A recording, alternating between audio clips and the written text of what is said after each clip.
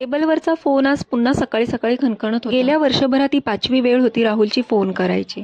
पण प्रियाने आता मागे वळून पाहायचं नाही असं ठरवलंच होतं ठामपणे. आणि मागे वळून पाहिलं तरी तिच्या कानामध्ये टोचणारे ते शब्द, मनाला झालेल्या वेदना तिला फार आठवायच्या. 4 वर्षापूर्वी भरपूर सारं प्रेम आणि आपल्या स्वप्नांची शिदोरी घेऊन तिने राहुलचा हात धरला होता. पण त्याने हे अलगद उमललेलं फूल अगदी कुस्करून टाकलं होतं. कधी आईचं ऐकून तर कधी बहिणीचं ऐकून कुठल्याही गोष्टीची शहानिशा न करता त्याने तिच्यावर हातही उचलला होता.